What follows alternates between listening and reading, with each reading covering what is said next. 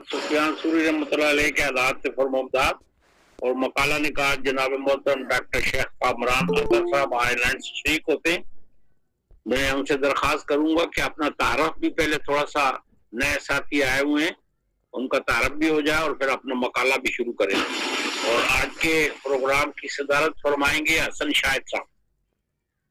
जनाब मोहतरम डॉक्टर कामरान अख्तर शेख साहब से दरख्वास्त है कि मकाला शुरू। हमारे यहाँ बहुत बुरे हालात हैं, इसके सिग्नल्स नहीं आते हैं। आप देख लें, अगर नहीं हुए तो किसी और को कह देंगे। अभी तक तो सिग्नल है, इंशाल्लाह आ जाएंगे। जी जी, सिग्नल अभी तो है। जी जी, आप कंटिन्यू करें, अगर कोई मसला हुआ तो हम कवर कर लेंगे। जी कामरान साहब आप शुरू फरमाइए। जी बिस्मिल्लाहिर्रहमानिर्रहीम, सल्लल्लाहु ताला अला हबीबिही मुहम्मदी व आलिही व सहबिही व बारक वसल्लम। ये एक रिसाला है जिसको दावत इस्लामी ने शाया किया और एक बहुत बड़ी किताब है, उसमें से एक रिसाले को अलहदा से शाया किया। हजरत सुफियान सौरी रहमतुल्लाह अलैह के 87 इरशादात।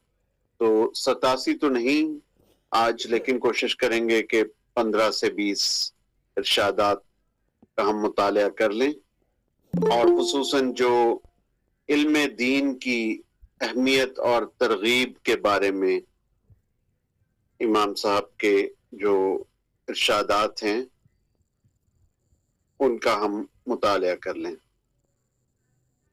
तो सबसे पहले हजरत सुफियान सौरी, सबसे पहले तो ये बता दूं कि थे कौन। इतना मुझे पता है कि बिल्कुल अव्वलीन दौर के एक इमाम थे जिन पे जो है वो सलफी हजरात का और सूफिया का तमाम का इत्तेफाक है, क्योंकि वो आलिम दीन भी बहुत बड़े है ना। जी मैं अपना तारुफ ये है कि जी मेरा नाम डॉक्टर कामरान असगर शेख है और मैं साइकाइट्रिस्ट हूँ, MBBS डॉक्टर हूँ। PhD से मेरा दूर दूर का ताल्लुक ही है, क्योंकि मेरे वालिद साहब PhD थे, मैं नहीं हूँ। डॉक्टर असगर अली शेख रहमतुल्लाह अलैह बहुत बड़े जो है वो माहिर तालीम थे, डायरेक्टर रहे पंजाब गवर्नमेंट में तालीम के। तो मैं तो उनके जूते की खाक के बराबर भी नहीं हूँ। डॉक्टर कामरान साहब एक दरख्वास्त करनी है, अगर आप माइंड ना करें तो। जी जी, हमारा फॉर्मेट ये है कि वीडियो हम ऑफ रखते हैं, क्योंकि मुअज़्ज़ज़ ख़वातीन भी हमारे साथ शामिल होती हैं, तो आप थोड़ी मदद फरमा दें अगर आप माइंड ना करें तो। जज़ाकल्लाह। जी जी। तो बात चल रही थी मेरे तारुफ की, तो मैंने बताया कि मैं MBBS डॉक्टर हूँ और साइकाइट्रिस्ट हूँ और थोड़ा बहुत तसव्वुफ का मुतालिया किया। कुछ जो हैं वो मुर्शिदीन, उनके सामने ज़ानुए तलम्मुस तय किया, यही मेरा तारुफ है। तो आगे हम बात करते हैं कि इमाम सुफियान सौरी, तो वो सल्फ सालिहीन के भी इमाम हैं और सूफिया के भी इमाम हैं, क्योंकि बहुत बड़े आलिम दीन थे, फ़िक़्ह के, हदीस के, और तक़वा में उनका इतना बड़ा मकाम था कि अल्लाह ताला ने उन्हें बहुत नवाजा और उन्होंने अपने इल्म को आगे फैलाया। तो इल्म दीन की अहमियत और तरगीब के बारे में 14 मदनी फूल। तो सबसे पहले जो है वो ये है कि हजरत सुफियान सौरी रहमतुल्लाह अलैह ने फरमाया कि इल्म इसलिए हासिल किया जाता है ताकि उसके जरिए अल्लाह पाक का डर और तक़वा हासिल हो। तो और इसी वजह से इल्म को फजीलत दी गई है। तो इल्म जो है वो उसके जरिए कोई भी इल्म हो, चाहे दुनियावी हो, फ़िक़्ह का हो, फतवा का हो, आखिरत से मुताल्लिक हो या साइंस से मुताल्लिक हो, दुनिया से मुताल्लिक हो, दीनी, दुनियावी, उखरवी कोई भी इल्म हो, उसमें हमारी नीयत यही होनी चाहिए कि अल्लाह ताला की मार्फत हासिल की जाए और अल्लाह ताला से लौ लगाई जाए और اللہ تعالیٰ کی نشانیوں کو پڑھا جائے، ان کا مطالعہ کیا جائے۔ اس کے بعد دوسرا جو ان کا فرمودہ ہے وہ یہ ہے کہ علم سیکھو، اس پر صبر اور برداشت سے کام لو، اور اس کے ساتھ ہنسی کو مت ملاؤ ورنہ دل پتھر ہو جائیں گے۔ تو اس میں اس جو فرمان ہے اس میں دو باتیں، پہلا تو یہ ہے کہ علم کو سیکھو اور اس پر صبر اور برداشت سے کام لو۔ تو صبر اور برداشت تو اسی دن سے شروع ہو جاتی ہے جب بچہ پہلے دن اسکول جاتا ہے اور اپنے گھر کا جو آرام ہے، آسائش ہے، اس کو چھوڑتا ہے۔ یہ اور بات ہے کہ اگر اسکول کا، مدرسے کا ماحول اچھا ہو تو بچے کو وہاں پہ گھر سے بھی زیادہ لطف آنے لگتا ہے۔ پھر بعض اوقات یہ ہوتا ہے کہ استاد کچھ سختی کرتے ہیں، بعض اوقات دوسرے طالب علم کچھ نہ کچھ مذاق اڑاتے ہیں، بعض اوقات یہ ہے کہ آپ کو پڑھائی میں مشکلات پیش آتی ہیں، آپ سے پڑھائی ہو نہیں پاتی، یا امتحان میں اچھے نمبر لینے میں مشکلات ہوتی ہیں، امتحان کو پاس کرنے میں دشواریاں ہوتی ہیں۔ جس قدر آپ آگے چلتے جاتے ہیں اس قدر دشواریاں بڑھتی جاتی ہیں۔ تو ان ساری دشواریوں کو برداشت کیا جائے، صبر سے کام لیا جائے۔ اس کے بعد جو آگے فرماتے ہیں کہ اس کے ساتھ ہنسی کو مت ملاؤ ورنہ دل پتھر ہو جائیں گے۔ ایک بہت بڑا علمی اور معرفت کا نقطہ ہے کہ بہت ہم نے دیکھا ہے کہ جو ویسٹ سے، مغرب سے تعلق رکھنے والے علماء ہیں، خصوصاً جو کہ انگریزی میں اسلام کی ترویج اور تبلیغ کرتے ہیں، ان میں سے بعض جو ہیں وہ مزاح کا سہارا لیتے ہیں، اور مغربی معاشرے میں کسی حد تک یہ بات چل بھی جاتی ہے۔ لیکن اگر ہم مشرقی معاشرے کی بات کریں تو ہمیں علم کی ترویج کو سنجیدہ طور پہ لینا پڑے گا، اور اس میں مزاح کے عنصر کو کم سے کم رکھا جائے۔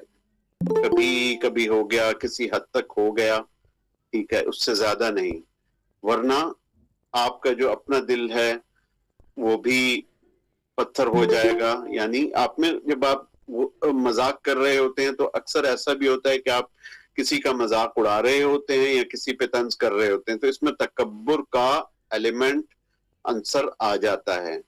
تو اس وجہ سے مزاح کو جو ہے وہ ایوائڈ کرنا چاہیے، اس سے اجتناب کرنا چاہیے مزاح سے، ورنہ بہت سارے جو علماء ہیں، مشائخ ہیں، وہ پھر ان کو پکڑ میں آتے دیکھا ہے کہ جب وہ مزاح میں کوئی نہ کوئی بات کر جاتے ہیں، لوگ وقتی طور پہ ہنس لیتے ہیں، لیکن وہ بات پھر اس بات پہ انہی کی گرفت ہو جاتی ہے۔ تو یہ امام صاحب نے صدیوں پہلے فرما دیا کہ ہنسی کو مت ملاؤ۔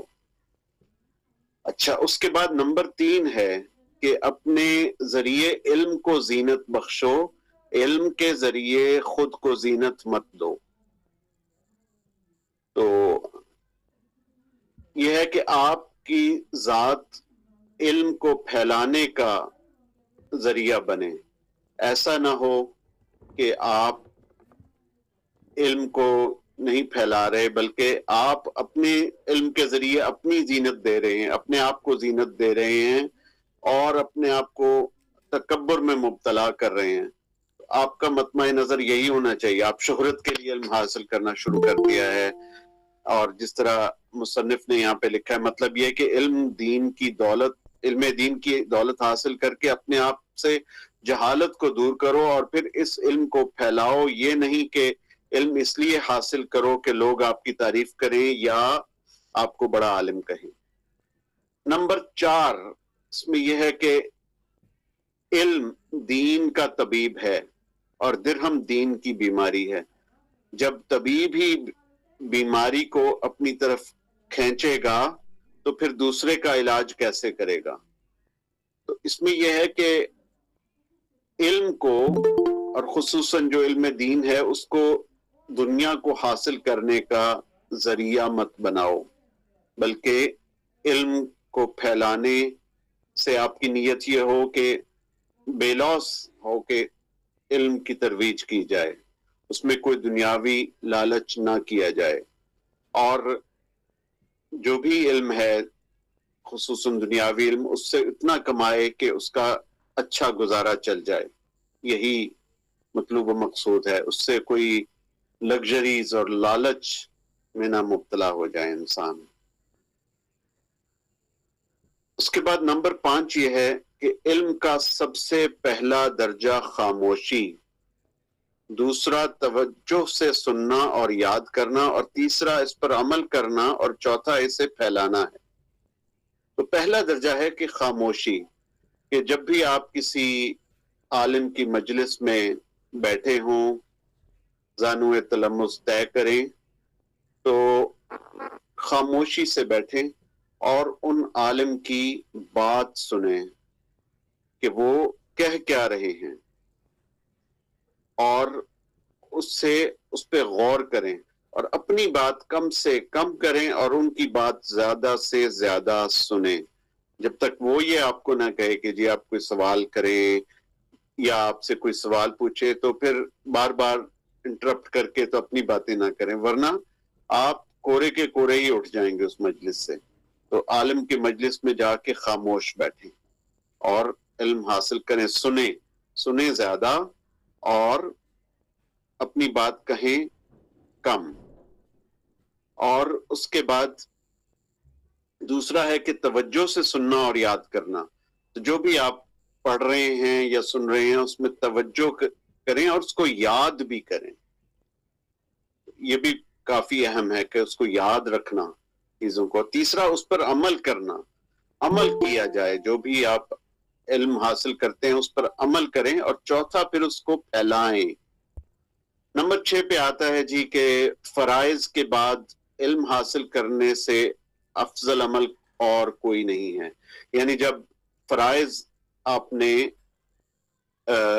فرائض کی بات کر لی، یعنی کہ نماز پڑھ لی، اپنا جو آپ کا روزی کمانے کا معاملہ ہے ان معاملات سے فارغ ہو گئے، اور اپنے فارغ ٹائم میں تو سب سے جو افضل عمل ہے وہ یہ ہے کہ علم کو حاصل کیا جائے، علم کو پھیلایا جائے، علم کی دولت کو تقسیم کیا جائے، بانٹا جائے، اور کونے کونے تک اپنی جو بات ہے، جو آپ کے اندر علم ہے، اس بات کا آپ کو پتہ ہے، اس کو آگے پہنچایا جائے۔ اور حضور اقدس صلی اللہ علیہ وآلہ وسلم کی بھی حدیث ہے کہ بلغوا عنی ولو آیا، کہ میرے طرف سے پہنچا دو خواہ وہ ایک آیت ہی کیوں نہ ہو۔ تو علم کی ترویج کرنی چاہیے، اور یہ فرائض کے بعد یہ افضل ترین عمل ہے۔ اور اس کے بعد ہے کہ جی آدمی کو نمبر 7 یہ ہے کہ آدمی کو چاہیے کہ اپنی اولاد کو علم حاصل کرنے پر مجبور کرے، کیونکہ اس سے اس کے بارے میں پوچھا جائے گا۔ اس میں قرآن شریف میں بھی آتا ہے کہ یا ایھا الذین آمنوا قوا انفسکم واہلیکم نارا، کہ اے ایمان والو اپنے آپ کو بھی آگ سے بچاؤ اور اپنے اہل و عیال کو بھی آگ سے بچاؤ۔ تو اپنے اہل و عیال کو علم کی دولت بانٹنا، ان کو بتانا کہ دین کے ارکان کیا ہیں اور اللہ تعالیٰ کی معرفت کیا ہے، رسول اللہ صلی اللہ علیہ وآلہ وسلم کی جو عظیم ترین شخصیت ہے وہ کون تھے، اور ان کے بارے میں آگہی دینا، نماز کیسے پڑھنی ہے، زکوٰۃ کیسے دینی ہے، خدمت خلق کیسے کرنی ہے، روزہ کیسے رکھنا ہے، لوگوں سے کیسے بات کرنی ہے، مجلس میں کیسے بیٹھنا ہے، دعوت کیسے دینی ہے، یہ تمام چیزوں کا علم بچوں کو حاصل کرنے پہ مجبور کیا جائے۔ یہ اور بات ہے کہ آپ اس طریقے سے مجبور کریں کہ وہ بہت پیارا طریقہ ہو، کہ جس طرح کھیل کھیل میں آپ نے ان کو مجبور کر دیا، آپ نے بہت اچھے طریقے سے سمجھایا، بہت نرمی کے ساتھ سمجھایا، لیکن بہت طریقے سے ان کو مجبور کیا جائے، خصوصاً جب آ جاتے ہیں آپ ایک میٹرک اور ایف ایس سی کے لیول پہ، تو جو اچھے والدین ہوتے ہیں وہ اپنے بچوں کو مجبور کرتے ہیں کہ بیٹا پڑھو پڑھو پڑھو، اپنا وقت پڑھائی میں صرف کرو، کیونکہ ان کو معلوم ہے، وہ ان سٹیجز سے گزر چکے ہیں کہ بچہ اگر پڑھے گا تو تبھی وہ آگے جائے گا اور کچھ نہ کچھ بنے گا، اور کچھ نہ کچھ وہ دین کی، دنیا کی خدمت کرے گا اور اپنے پیسے کمانے کے قابل ہو جائے گا۔ تو اس لیے اولاد کو علم حاصل کرنے پر مجبور کرنا چاہیے۔ اس کے بعد آتا ہے کہ کچھ جو آگے کے فرمودات ہیں، اس میں یہ ہے کہ علم دین کی جو فضیلت ہے اس پہ بیان کیا ہے۔ تو امام سفیان الثوری فرماتے ہیں کہ حدیث شریف سونے چاندی سے بھی زیادہ ہے، مگر لوگ اسے حاصل نہیں کرتے، اس کو حاصل کرنے والے لوگ بہت کم ہیں۔ تو بہترین چیز ہے کہ علم دین اور حدیث شریف کا علم حاصل کیا جائے۔ اور امام سفیان الثوری اس دور کے ہیں جب کہ حدیث کی تدوین کی جا رہی تھی، تو محدثین جگہ جگہ جاتے تھے اور احادیث کو اکٹھا کرتے تھے۔ تو اس دور میں جب حدیث کی ترویج کی جا رہی تھی تو اس کی انہوں نے فضیلت بیان کی ہے۔ اور آج بھی ایسے علماء ہیں، مثلا اہل حدیث کے ایک عالم ہیں مولانا ابراہیم ابن بشیر دامت برکاتہم، وہ جگہ جگہ جاتے ہیں، دیکھتے ہیں کہ جس دنیا کے کونے میں وہ جا رہے ہیں وہاں کون سے محدثین رہے ہیں، انہوں نے علم حدیث کے لیے کیا کیا، پھر حدیث کی سند کو پرکھتے ہیں، یہ ضعیف ہے یا صحیح ہے یا حسن ہے، متواتر ہے، اور جو بھی باتیں ہیں علم حدیث کی، تو یہ ایک بہت فضیلت کی بات ہے۔ اس کے بعد آتا ہے کہ جی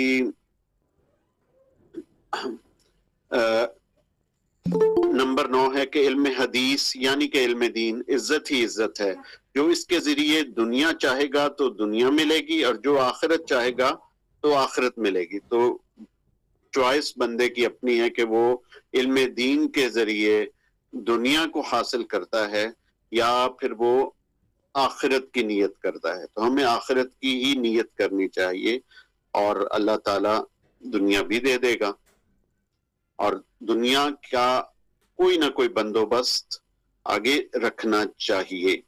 اور آگے جب ہم عبادت کے سلسلے میں امام صاحب کے فرمودات پڑھیں گے تو اس میں انہوں نے یہی فرمایا ہے کہ انسان کو اپنی روزی کا بندوبست کچھ نہ کچھ کرنا چاہیے۔ تو اس کے بعد ہے کہ جی ان لوگوں کے لیے حدیث سے بڑھ کر نفع مند کچھ بھی نہیں۔ انہوں نے خصوصاً یہ حدیث کا ذکر کیا ہے۔ تو سب سے پہلے تو یہ کہ افضل الحدیث کتاب اللہ، اور یہاں پہ جو حدیث کا ذکر ہو رہا ہے وہ حضور اقدس صلی اللہ علیہ وآلہ وسلم کے فرمودات ہیں۔ تو ہمیں قرآن اور سنت دونوں سے ہمیں فائدہ اور فیض حاصل کرنا چاہیے، صرف قرآن نہیں بلکہ حدیث بھی بہت ضروری ہے، اور قرآن و سنت کو ساتھ لے کے چلیں تو انشاءاللہ اسی میں ہماری فلاح ہے۔ اس کے بعد نمبر 11 ہے کہ اگر مجھے معلوم ہو جائے کہ کوئی اخلاص نیت کے ساتھ علم حدیث طلب کرنا چاہتا ہے تو میں ضرور اس کے گھر جا کر اسے حدیث سناؤں۔ تو اس میں بھی یہ پتہ چلتا ہے کہ علم کے اور خصوصاً علم دین کے لیے سفر کیا جا سکتا ہے، دنیا کے ایک کونے سے دوسرے کونے تک، ایک شہر میں ایک جگہ سے دوسری جگہ تک جایا جا سکتا ہے، سفر کیا جائے اور علم حاصل کیا جائے۔ اور آگے نمبر 12 یہ ہے کہ حدیث شریف سیکھنے سے بڑھ کر افضل عمل کوئی نہیں ہے، بشرطے کہ نیت درست ہو، یعنی نیت یہ ہو کہ ہم آخرت کے طلبگار ہیں، اللہ تعالیٰ کی رضا چاہیے اور صرف دنیا بنانے کے لیے نہیں ہے۔ اور علم نمبر 13 یہ ہے کہ علم عمل کے لیے ہی حاصل کیا جاتا ہے، تو عمل کی وجہ سے علم حاصل کرنا نہ چھوڑو، اور نہ ہی علم حاصل کرنے کی وجہ سے عمل کو چھوڑو۔ تو یہ بھی ایک بہت بڑی بات ہے کہ علم اور عمل لازم و ملزوم ہیں۔ ایسا نہ ہو کہ آپ علم جو ہے وہ حاصل کر رہے ہیں, علم کو بانٹ رہے ہیں, لیکن آپ خود اس پہ عمل نہیں کر رہے. اور ایسا بھی نہ ہو کہ آپ عمل کر رہے ہیں اور علم حاصل ہی نہیں کر رہے. ایک شخص ہے کہ وہ نماز پڑھے جا رہا ہے لیکن وہ اس کو یہی نہیں پتا کہ نماز میں کیا چیز نماز کو فاسد کر دیتی ہے. نماز کے دوران بات نہیں کرنی ہے, نماز کے دوران ادھر ادھر نہیں دیکھنا, بس وہ دیوانہ وار پڑھے جا رہا ہے. تو یہ بات درست نہیں ہے. اس کو پتا ہونا چاہیے کہ اتنا علم تو ہونا چاہیے کہ نماز میں سورہ الفاتحہ پڑھنی ہے, اس کے بعد کچھ آیات کی تلاوت پڑھنی ہے, رکوع میں کیا پڑھنا ہے, سجدے میں کیا پڑھنا ہے, سلام کیسے کرنا ہے, تشہد, پہلا تشہد کیسا ہوگا, دوسرا تشہد کیسا ہوگا, ان چیزوں کا علم بھی ہونا چاہیے, صرف عمل ہی نہیں. تو یہ دونوں چیزیں لازم و ملزوم ہیں. آگے ہے کہ جی حضرت سفیان ثوری رحمۃ اللہ علیہ بہت بڑے محدث تھے, مگر اس کے باوجود عاجزی کرتے ہوئے یہ فرماتے ہیں, تو یہ کہتے ہیں کہ جی میں چاہتا ہوں کہ حدیث شریف کے معاملے میں کہیں میری گرفت نہ ہو جائے, میں نجات یافتہ ہو جاؤں, ایسا نہ ہو کہ میری کوئی پکڑ ہو جائے. تو یعنی اس میں بھی یہ بات بہت ایک احتیاط کا جو انہوں نے ذکر کیا ہے کہ علماء کو, مشائخ کو, اور جو لوگ دعوت اللہ کا کام کر رہے ہوں ان کو بہت احتیاط سے کام لینا چاہیے, اور خصوصاً حدیث میں جو ہے وہ حدیث کی صحت کو پرکھا جائے, اور جو موضوع حدیث ہے اس کو تو بالکل بھی نہ بیان کیا جائے, اور کوئی بھی اور حدیث ہے سب سے پہلے تو یہ کہ صحیح احادیث کا سہارا لیا جائے, اور پھر اگر فضائل کے ضمن میں کوئی ضعیف حدیث بیان کی بھی جائے تو وہ فضائل کے ضمن میں ہو, اس سے کوئی مسائل کو اخذ نہ کیا جائے, اور کم سے کم کیا جائے اس بات کو, کیونکہ ایسا نہ ہو کہ ہم رسول اللہ صلی اللہ علیہ وآلہ وسلم کی ذات پر کوئی جھوٹ باندھ دیں. تو کوشش کی جانی چاہیے کہ حدیث سے ہم جو ہے وہ حدیث کے ضمن میں بہت احتیاط سے کام لیں. اس کے بعد ہے کہ اب آ جاتا ہے کہ عبادت کے بارے میں 3 ارشادات. تو امام صاحب فرماتے ہیں کہ جب میں قرآن پاک پڑھتا ہوں تو دل چاہتا ہے یہیں ٹھہر جاؤں اور اس کے علاوہ کسی چیز کی طرف نہ بڑھوں. تو قرآن کو بہت جو ہے وہ توجہ سے پڑھنا اور اس پہ غور و فکر کرنا اور اس سے اللہ تعالیٰ کی معرفت کو حاصل کرنا, یہ مقصود ہے. تو اس میں بہت دل جمعی کے ساتھ, توجہ کے ساتھ قرآن شریف پڑھنا چاہیے. اس کے بعد نمبر 2 یہ ہے کہ تلاوت قرآن میں زیادہ خوبصورتی اس وقت آتی ہے جب اس میں زہد کا عنصر بھی شامل ہو جائے, یعنی تلاوت کرنے والے کے دل میں دنیا سے بے رغبتی شامل ہو جائے.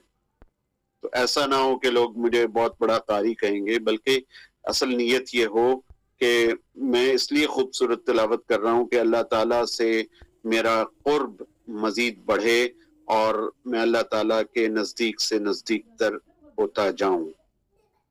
اس کے بعد ہے نمبر 3 پہ حضرت سیدنا یحییٰ ابن یمان رحمۃ اللہ علیہ فرماتے ہیں کہ میں نے حضرت سفیان ثوری رحمۃ اللہ علیہ سے سوال کیا کہ ابو عبداللہ عبادت کہاں اچھی ہوتی ہے؟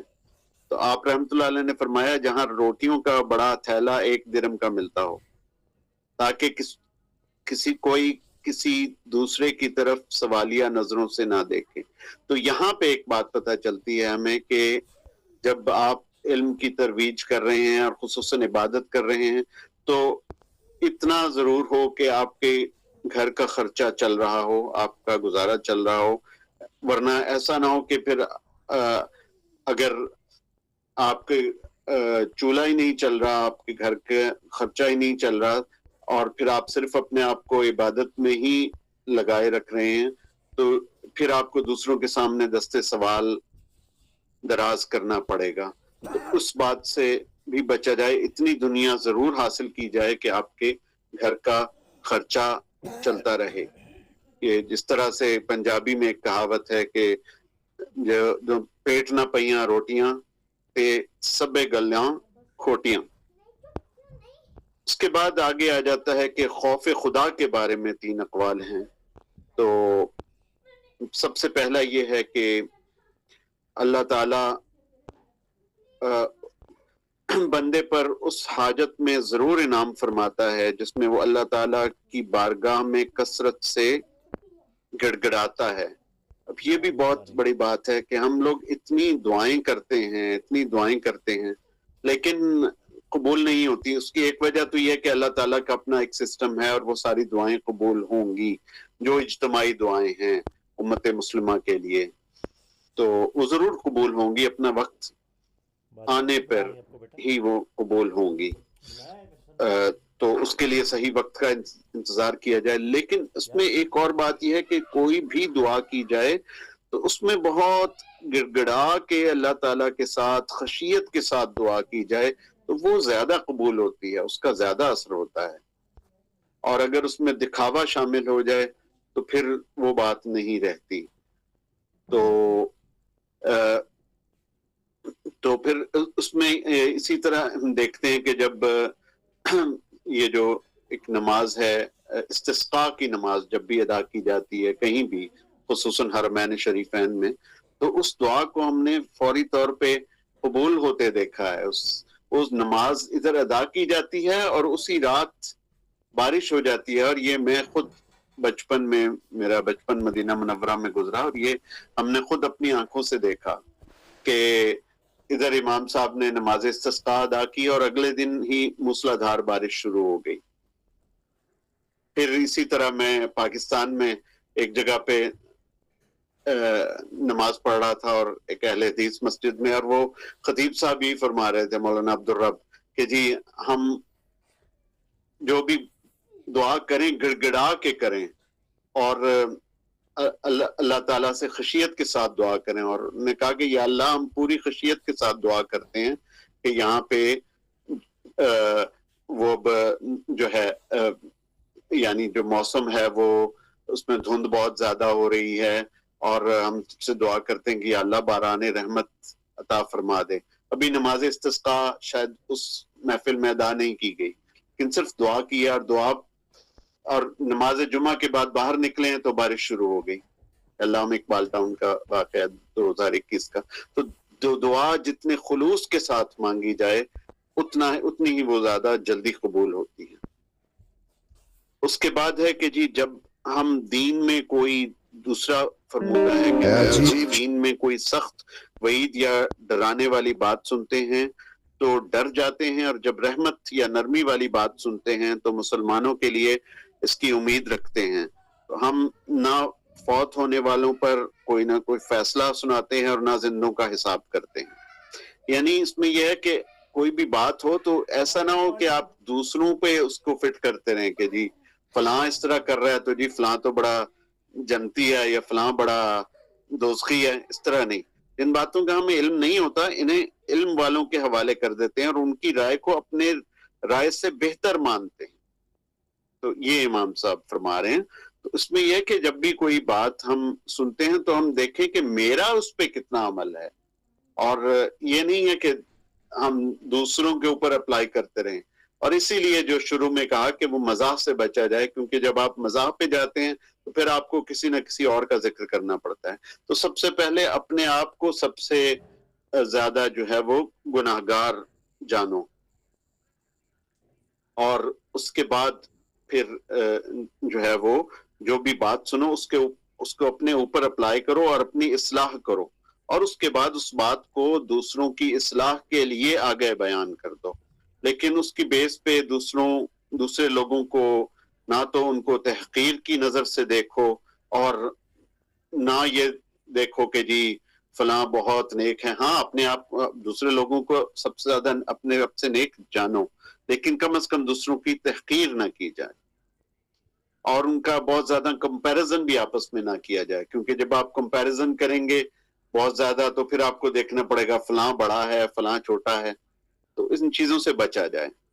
اس کے بعد جو ہے وہ جب تک خوف خدا کی شدت نہ ہو تو عبادت پر استقامت پانا مشکل ہو جاتا ہے. تو خوف خدا کی شدت ہو. اس میں بھی یہ ہے کہ خوف خدا تقوی کا ڈاکٹر اسرار احمد رحمۃ اللہ علیہ جو فرماتے تھے کہ تقوی کیا ہے، تو وہ یہ فرماتے تھے کہ تقوی یہ ہے کہ اللہ تعالیٰ کی ذات سے آگہی اختیار کرنا، اللہ تعالیٰ کی ذات کے بارے میں اویئر رہنا، یہ اس بات کا ادراک ہو کہ اللہ تعالیٰ ہمیں ہر وقت دیکھ رہا ہے اور اللہ تعالیٰ کو خوش رکھنے کی نیت سے ہی ہر چیز کی جائے، یہی تقوی ہے. تو اس میں جو ایک ڈر کا عنصر کہا جاتا ہے، وہ ڈر صرف اس کا ایک پہلو ہے کہ ہاں اللہ تعالیٰ کے عذاب سے بھی ڈرنا چاہیے، یہ بھی تقوی کی ایک قسم ہے، ایک پہلو ہے. لیکن تمام تقوی ایک براڈر، ایک بہت وسیع مفہوم ہے، اور اللہ کی خشیت اور اللہ کا ڈر اس کا ایک جزو ہے، اور اس کا مجموعی تاثر یہ ہے کہ اللہ تعالیٰ کی آگہی، اللہ تعالیٰ کے بارے میں آگاہ رہنا کہ اللہ تعالیٰ ہمیں دیکھ رہا ہے، اللہ تعالیٰ میری شہرت سے بھی زیادہ قریب ہے، ان ساری باتوں سے آگاہ رہنا، یہ وسیع تر مفہوم ہے تقوی کا. اس کے بعد ہے کہ آگے ہمارے پاس تقریباً 5 منٹ ہیں، تو اس میں مزید جو ہیں کچھ ارشادات وہ 5 منٹ میں جتنے کور ہوتے ہیں وہ ہم کر لیتے ہیں. سب سے پہلے یہ کہ دنیا کو دنیا اس لیے کہتے ہیں کہ یہ دنیا یعنی گھٹیا ہے، اور مال کو مال اس لیے کہتے ہیں کہ یہ مالدار کو ٹیڑھا کر دیتا ہے. تو قرآن شریف میں جہاں بھی دنیا کا آیا ہے لفظ زیادہ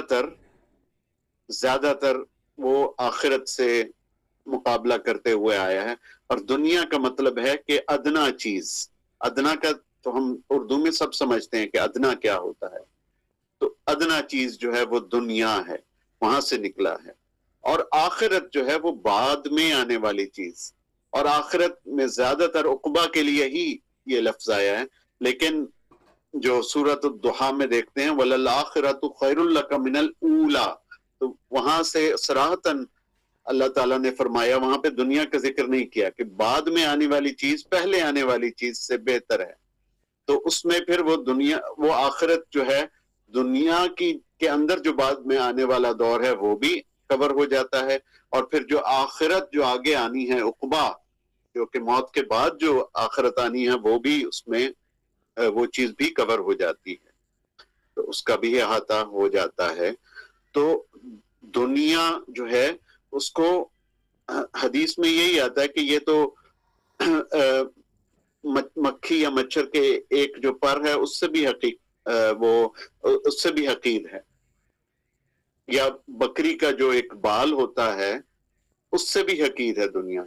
تو دنیا کو بس اتنا حاصل کیا جائے، ربنا آتنا فی الدنیا حسنۃ وفی الآخرۃ حسنۃ وقنا عذاب النار، کہ جس میں آپ کو دنیا کے لیے اتنا کرو جتنا تمہیں اس میں رہنا ہے. یہ مولانا عبد الرحمن اشرفی رحمۃ اللہ علیہ جامعہ اشرفیہ لاہور کے یہ فرمایا کرتے تھے، اور یہ بھی کسی بزرگ کو ہی کوٹ کرتے ہوں گے. وہ یہ کہتے تھے کہ دنیا میں اتنا رہو دنیا میں کے لیے اتنا کرو جتنا ہمیں اس میں رہنا ہے، تو اتنا تو ہمیں کرنا چاہیے، لیکن بہت زیادہ لگژری میں نہیں پڑنا چاہیے. اور اللہ تعالیٰ ہمیں ایسا بنا دے کہ ہم آپ کو پسند آ جائیں.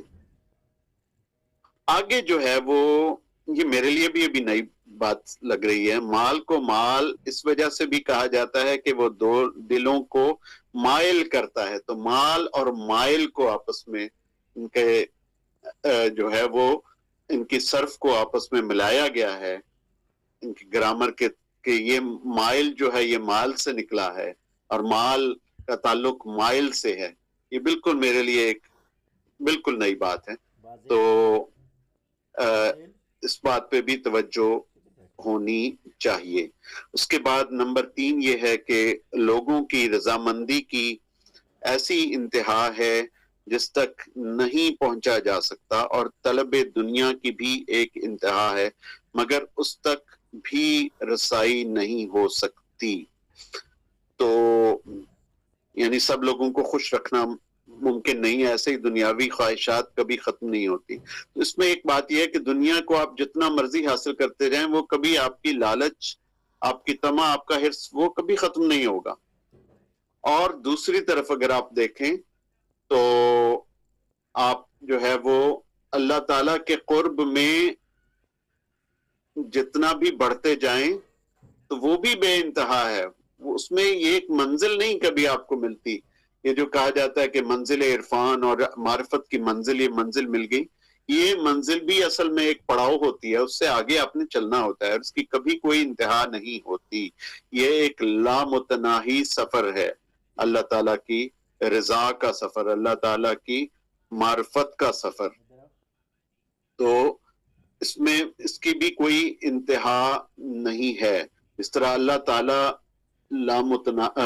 بے انتہا ہے. اللہ تعالیٰ اللہ تعالیٰ کی کوئی انتہا نہیں ہے, کوئی حد نہیں ہے. اسی طرح اللہ تعالیٰ کے قرب کی بھی کوئی حد نہیں ہے. تو 4:40 اور آپ کے ہاں 9:40 ہو چکے ہیں.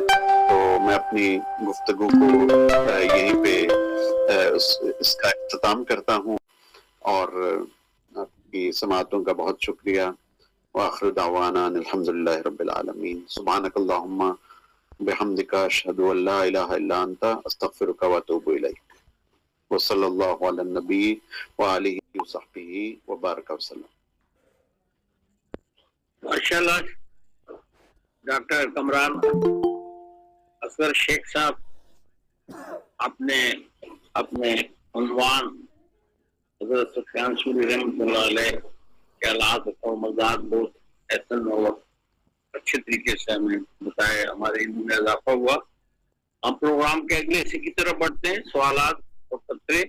جناب محترم نعیم قریشی صاحب ماہر اقبالیات, درخواست ہے کہ وہ اپنی گفتگو رکھیں.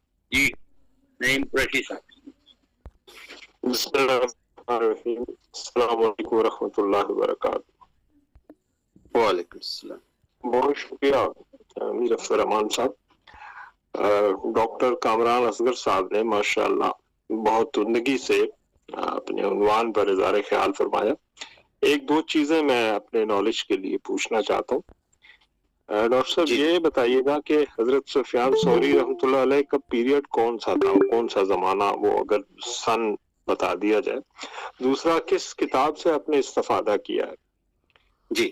اور ایک بات اس اپنی گفتگو کے دوران آپ نے یہ بھی فرمایا کہ اگر چولہا نہیں جلتا یا گھر کے اخراجات پورے نہیں ہوتے اور آپ مسلسل عبادت پہ لگے ہوئے ہیں, تو ہمارے جو دوست تبلیغ کے لیے 40 دن تک روانہ ہو جاتے ہیں اور مساجد میں بعض اوقات جو حلقہ میں اجلاس میں اس گفتگو میں بیٹھے ہوتے ہیں ان کو بھی پابند کر لیا جاتا ہے.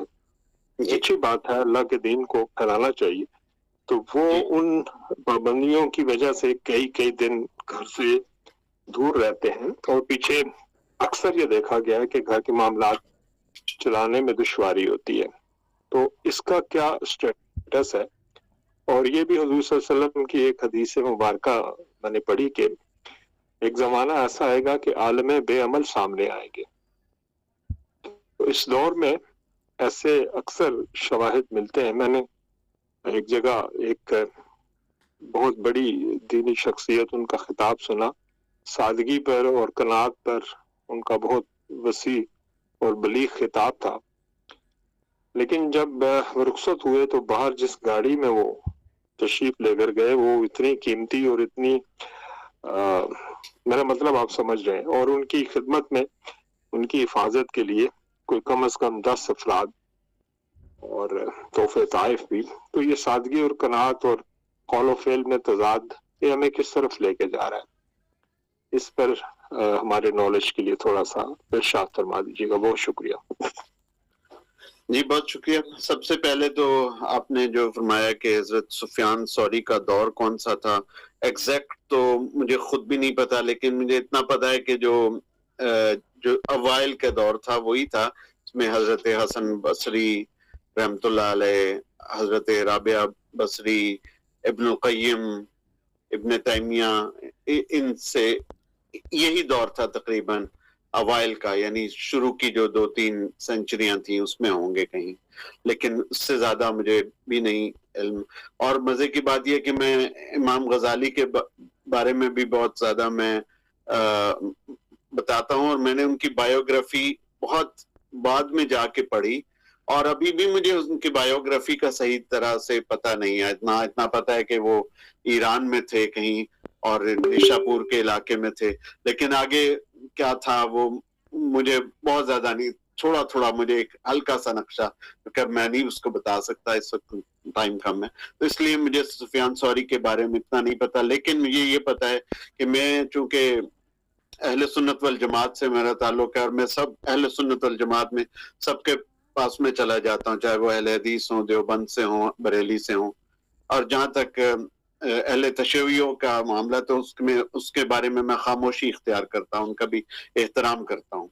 अहले सुन्नत वल जमात जो भी हूँ, तो मैं जब भी जाऊँ तो जब शवाफे की मजालिस में गया तो वहां भी सुफियान सौरी का अरबी में, हमारे डबलिन में इमाम थे, वो अरबी में जिक्र कर रहे होते थे सिर्फ सुफियान सौरी का, और इधर मैं सूफिया के पास आता तो वो भी जिक्र कर रहे होते। आगे जो आपने मुझे अब अगला सवाल नहीं याद आ रहा, लेकिन जो आपने एक बात कही है तबलीगी जमात के बारे में, तो वो बात बहुत अहम है कि अपना जो है वो आपकी जो तबलीग है वो अपने घर से शुरू होती है। तो सबसे पहले अपने घर को दुरुस्त करें, फिर उसके बाद अगर आपके पास इतना जो कहते हैं ज़्यादा राह है कि आपके घर का खर्चा चल जाएगा और पीछे से घर डिस्टर्ब नहीं होगा, तो फिर आप बाहर जाएं। और इसमें जो है बहुत ज्यादा जो बुजुर्ग हो जाते हैं लोग, वो तमाम चीजों से रिटायर हो जाते हैं, तो उनके लिए तो ठीक है, बुजुर्गान के लिए जो कि 60-65 से ऊपर हैं, कि वो जाएं अल्लाह ताला की राह में, जितना मर्जी वक्त लगाएं। लेकिन जब आप इससे पहले हों तो आपको 2 से 3 दिन लगाना चाहिए, चिल्ला जरा कम से कम लगाएं ताकि आपकी घर की तरफ तवज्जो जाए। और दूसरा ये कि अपनी चादर देख के पांव फैलाएं, ऐसा ना हो कि आप घर जो है वो डिस्टर्ब हो। और सबसे पहले जो आप शुरू करें तबलीग का सिलसिला, वो अपने घर वालों से करें। आगे है कि जी इल्म और अमल में तजाद, तो वो में बहुत सारे बदकिस्मती से बहुत सारे उलमा में मिलता है, और वो अल्लाह ताला को जवाबदेह होंगे, और वो खुद ही अपने बारे में बताएंगे कि अगर उनको कोई चीज मिली तो क्या वो हदिया मिली या क्या कि जो किसी जमात के लिए कोई जो चंदा दिया गया उसमें से उन्होंने लिया, तो वो खुद इसके जवाबदेह होंगे। तो हम हाँ, जो बहुत मुत्तकी लोग हैं, मेरा उनसे ये हुस्न ज़न है कि अगर वो किसी से लेते हैं तो वो सिर्फ अपनी ज़ात के लिए, अगर किसी ने तोहफा दिया है तो वो उसकी कोई हद नहीं है, तो वो अगर अपनी ज़ात के लिए कुछ ले लेते हैं तो ले लेते हैं, वो उनका ज़ाती अमल है और अल्लाह ताला उनको इस पे माफ फरमाएगा। लेकिन अगर किसी ने ऐसा किया है कि जमाती फंड्स में से गबन किया है, तो वो बात फिर काबिल माफी नहीं है। आगे फिर आपने ये मेरा ख्याल है आपके तमाम तीनों सवालों का जवाब है। आगे कोई सवाल है किसी साहब का? बहुत शुक्रिया। पढ़ते हैं जी। और डॉक्टर साजिद फकवानी साहब हमारे सदर नशीन है, उन्होंने गुफ्तगू रखनी है। बहुत शुक्रिया जी, माशाल्लाह, बड़ा बहुत गहराई वाला और बड़ी गहराई वाला खिताब था और उम्दा नसीहतें। जो बातें मैं पूछना चाहता था वो नई मुकर्रम कुरैश साहब ने पूछ ली। अलबत्ता एक बात शायद फाजिल मुकर्रर भूल गए कि जो आपने नसीहतें हमें सुनाई इमाम सौरी रहमतुल्लाह अलैह की, ये इसका सोर्स क्या है, किसने ये नकल की? हाँ जी, ये बिल्कुल, क्योंकि मेरा अपना सवाल भी सुन लीजिए, अगला सवाल भी सुन लीजिए, फिर दोनों का जवाब दीजिए। जी जी जी। तो आपने एक दफा नहीं 2-3 दफा मजाक से मना किया है, लेकिन मजाक तो कुरान और सुन्नत से साबित है, और मैं खुद भी मुअल्लिम रहा हूँ, और जी जी दूर करने के लिए, यकसानियत से बचने के लिए बाज़ औक़ात मजाक का सहारा लेना पड़ता है। जी जी जी। इसमें सख्ती क्यों है इस बारे में? बहुत शुक्रिया। इसमें सख्ती नहीं है, और ये इमाम सुफियान सौरी का एक जाती कौल है, एक नसीहत है। तो مزاح جو ہے ہمارے سائیکائٹری میں بھی ہیومر جو ہے اس کو ڈیفنس میکنزم کہا جاتا ہے، لیکن مزاح کے دوران لمٹس ہونی چاہیے. ایسا نہ ہو کہ آپ مزاح میں کسی کی تضحیق کر جائیں. تو ایز لانگ ایز آپ کسی کی تضحیق نہیں کرتے تو مزاح ایک بہت اچھی چیز ہے. دوسری بات یہ ہے کہ معذرت کے ساتھ جب مائک سامنے ہو، ریکارڈنگ ہو رہی ہو، تو آپ کی ریکارڈنگ جب دوسرے لوگوں کے پاس جائے گی تو وہ اس مذاق کو اس کا بات کا پتنگڑ بنا لیا جائے گا، آپ کی بات کو بالکل کسی اور پرائے میں لے جائیں گے لوگ. تو اس لیے جب آپ مائک کے سامنے ہوں تو کوشش کریں کہ کم سے کم مذاق کا سہارا لیں. اور ویسے بھی آپ نہیں بھی ہیں مائک کے سامنے تب بھی مذاق کو، چاہے مائک کے سامنے ہوں یا نہ ہوں، لیکن مذاق کی اپنی ایک لمٹس ہیں، اور وہ جو ایک بندہ اس کا حق ادا کر سکتا ہے وہی مذاق کرے. میرے جیسا بندہ اگر مذاق کرنے کی کوشش کرے گا تو وہ پھر بات کہیں سے کہیں نہیں جا نکلے گی. تو کہیں ہاں اگر اچانک کوئی بات آ جاتی ہے تو وہ آپ ضرور مذاق کا سہارا لے لینا چاہیے، اس میں کوئی حرج نہیں ہے. اور خصوصاً جو معلمین ہیں بچوں کو پڑھاتے ہوئے، بہت اچھی بات ہے کہ آپ بچوں کو پڑھاتے ہوئے تو ضرور مزاح بہت ضروری ہے. تو جی آگے ڈاکٹر فرید صاحب کا کوئی سوال ہے؟ جی بہت شکریہ ڈاکٹر کامران، اللہ پاک سلامت رکھے آپ کو، درجات بلند ہو، گھر والے تا قیامت نسل در نسل اللہ پاک آزمائشوں سے دور رکھے. It was a beautiful ماشاءاللہ beautiful lecture. بلکہ یہ کہوں گا it's one of the most informative programs I've seen over some time.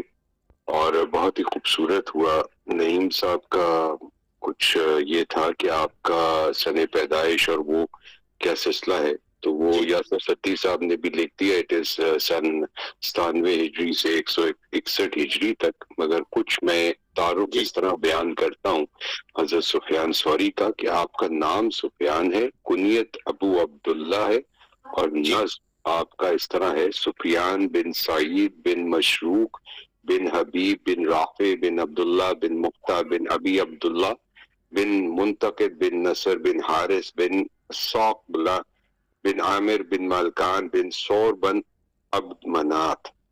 اور آپ کے جو والد محترم ہیں سعید بن مشروق علیہ رحمہ، اور آپ کا جو دور ہے اساتذہ کا، ظاہری بات ہے ہر انسان اپنے اساتذہ کی ایک کاپی ہوتا ہے، اور جو کاربن کاپی بن جائے تو پھر اس کو تو کیا بات ہے، انسان ایک درجے پہ پہنچ جاتا ہے.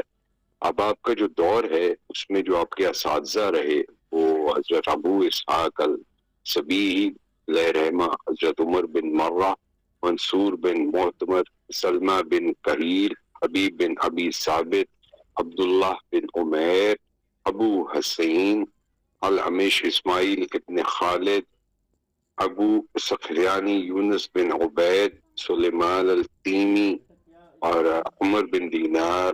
یہ سارے اللہ تعالیٰ ان کے درجات بلند کرے، اور اللہ پاک ان بخشے ہوئوں کو کہ نقش قدم پہ ہمیں بھی چلائے اور سارے معاملات ہوں. تو the rest is that کہ بہت خوبصورت آپ کا ایک سلسلہ جو آپ نے بیان کیا بھی، that was beautifully scripted. اور بتایا میں اس میں چند چیزیں اگر آپ کی گزارش ہو ایڈ کرنا چاہوں گا. اور بڑی خوبصورت کچھ آپ کے قول ایسے ہیں جو مجھے یاد ہیں، اور اس میں one of my very favorites وہ یہ آپ کا قول ہے کہ اپنے ذریعے علم کو زینت بخشو، اور علم کے ذریعے خود کو زینت بخشو. جو آج کل دور میں بہت زیادہ پریولنٹ ہے کہ ہم جو علم حاصل کرتے ہیں اس کو خود نمائی کے لیے ہم پریزنٹ کر دیتے ہیں کہ ہم یہ رہے ہیں اور ہم اس کے ہیڈ رہے ہیں اور ہم یہ چیزیں نہیں. اپنے آپ کو اس طرح یہ علم دین کی دولت حاصل کرو کہ اپنے سے جہالت کو دور کرو اور پھر اس علم کو پھیلاؤ، اور نہ یہ کہ علم اس لیے حاصل کرو کہ لوگ آپ کی تعریف کریں یا آپ کو بڑا عالم کہیں.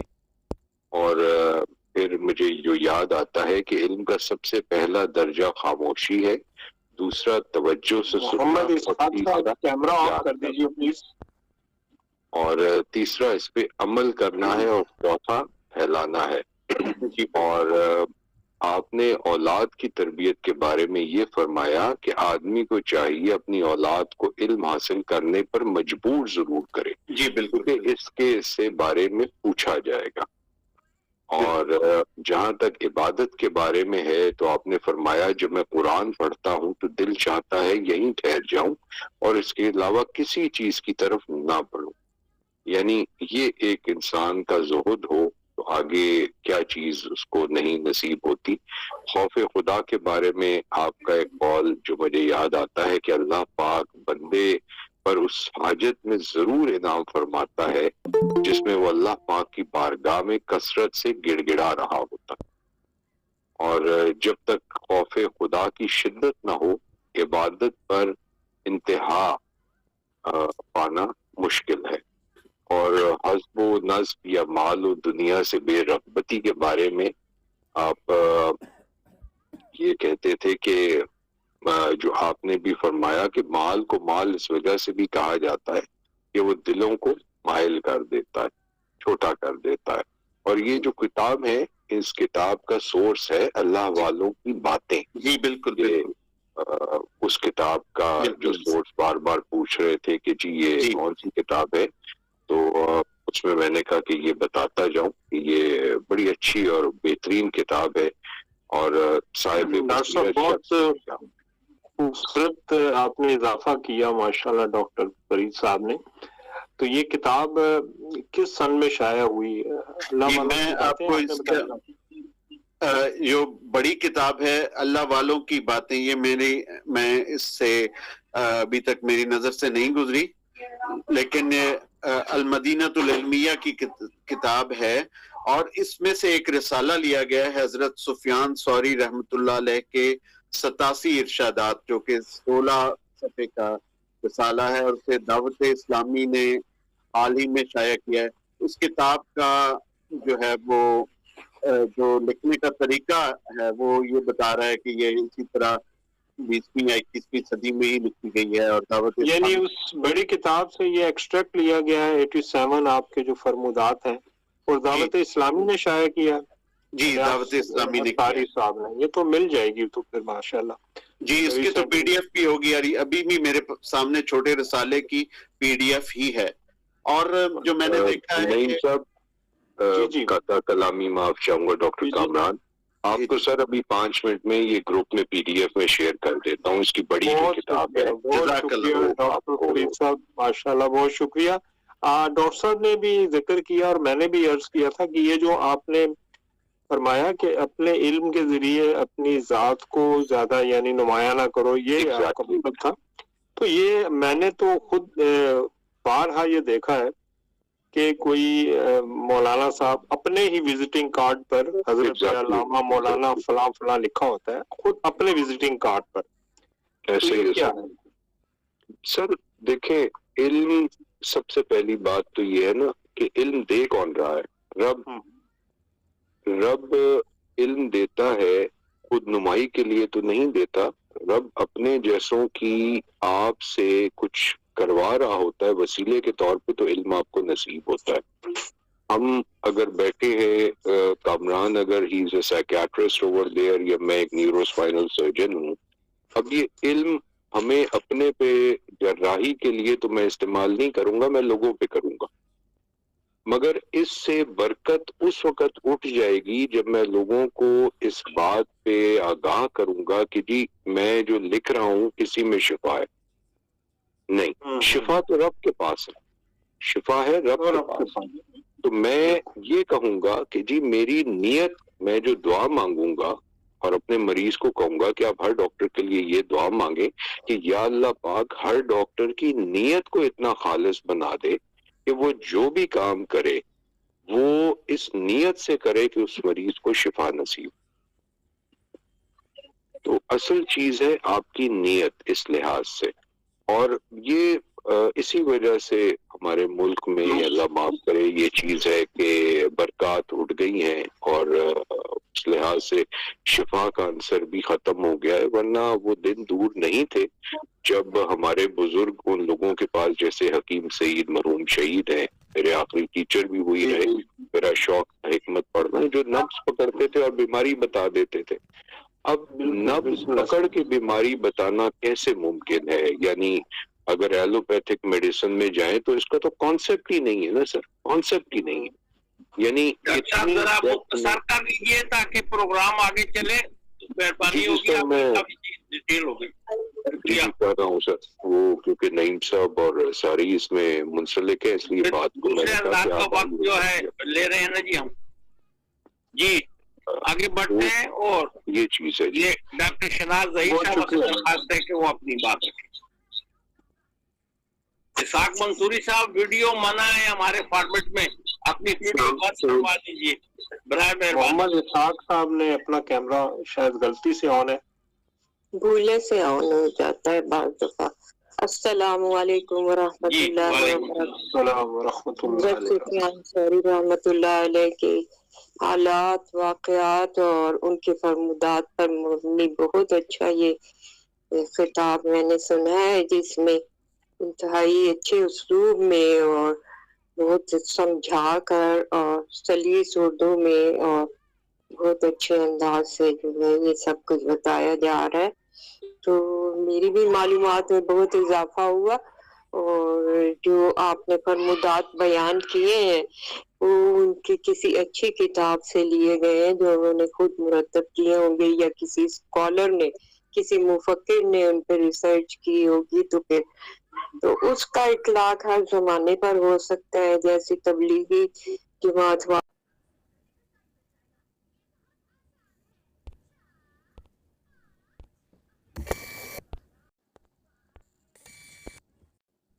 تو اپنی ذمہ داری کو جو ہے ہر صورت سمجھتا ہے، بلکہ اس کے لیے جان لڑا دیتا ہے۔ ان کے پاس کوئی غلہ یا کچھ زیادہ راہ یا کچھ نہ کچھ وسائل ایسے ہوتے ہوں گے، کوئی مکان رینٹ پہ دیا ہوتا ہوگا یا دکان پہ کسی لڑکے کو بٹھا کر پھر یہ لوگ جاتے ہیں، اور سب سے بڑھ کے توکل اور قناعت رکھتے ہیں اللہ پر، توکل علی اللہ کر کے پھر 40 دن کے لیے کہیں چلے جاتے ہیں۔ یہ انٹرنیشنلی بھی بہت کچھ ہو رہا ہے، یہاں تک کہ ایک چھوٹی لڑکی شادی شدہ ہوئی ہے ادھر کینیڈا میں، پاکستان سے 12 کب سے کشمیری لڑکی کی یہاں شادی ہوئی، تو کہنے لگی کہ میرے میاں گئے ہوئے 40 دن کے لیے امریکہ، اور وہ گئے ہوئے ہیں تبلیغ کی راہ میں، اور میں جو یہاں اکیلی اور بچی پیدا ہوئی تو میری امی آئی ہوئی ہے لاہور سے، تو وہ خوش تھی، کہنے لگی وہ تو ویکینڈ پہ آتے ہیں، ٹرک ڈرائیور ہیں، اور 6 دن بعد وہ گھر میں آتے ہیں، کبھی کہاں گئے ہوتے ہیں، کبھی کہاں، نئی نئی جگہوں کے نام لے رہی تھی کہ دنیا دیکھتے ہیں، لیکن تبلیغ سے وابستہ ہے، جس کی وجہ سے پھر وہ جو ہے وہ تبلیغ کرنے بھی گئے ہوئے ہیں۔ تو ہمارے پاس اتنا ہوتا ہے کہ ہم رہ لیں، تو لیکن گھر سے غائب رہنا ایک الگ چیز ہے۔